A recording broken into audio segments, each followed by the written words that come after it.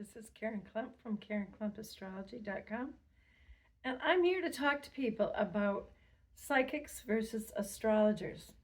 I have people calling me a lot saying, "Are you a psychic?" No, I'm an astrologer. So today I want to talk a little bit about how we're different.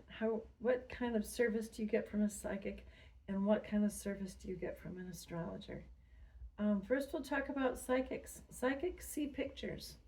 And so they see a picture, and then you have to kind of figure out what the picture's about.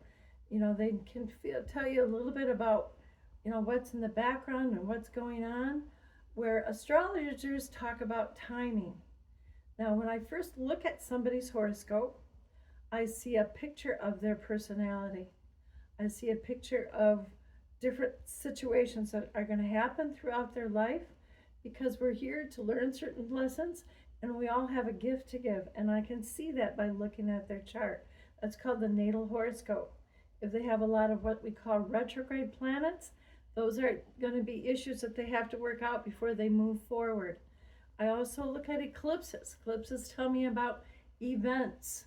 Like right now, the eclipses are in Aries and Libra, so wherever that is on your chart, especially if it hits a planet, that tells me about an event that will happen around the time the eclipse. And then we use what we call the progress chart and solar arcs, but it's all about seeing, first of all, your basic personality, what it is you have to offer, what your lessons are, and the timing of events. Now, okay, when I do a reading, when I really get into it and I'm talking to the person and I'm telling them about their life, and I hear their voice, then it's kind of like the pieces start coming together. I always draw the analogy of doing a puzzle, only you don't have the cover of the puzzle to look at. And you're putting the pieces together, and I'm hearing the voice, and all of a sudden I see a picture.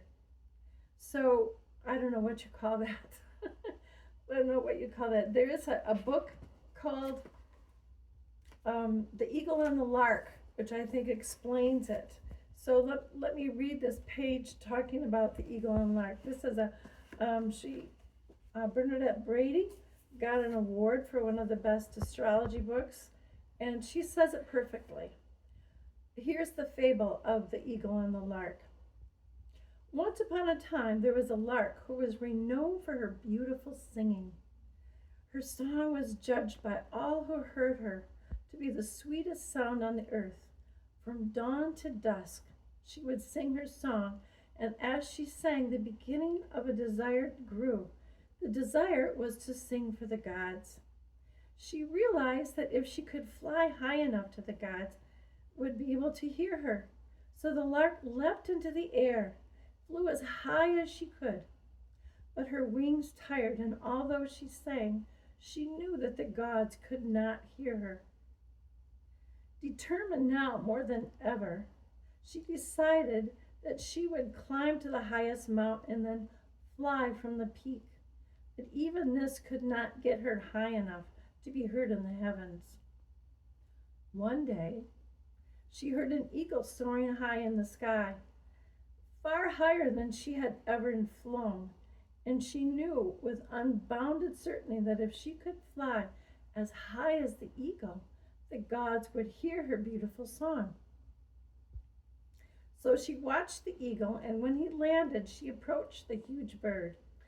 The small but brave lark explained her dilemma to the great eagle and asked if he could carry her on his back so that together they could entertain the gods. Now the eagle was aware of the gods because he could fly in their domain, and yet ashamed of his raucous voice, he never had the courage to contact them. So eagerly he agreed to carry the tiny lark.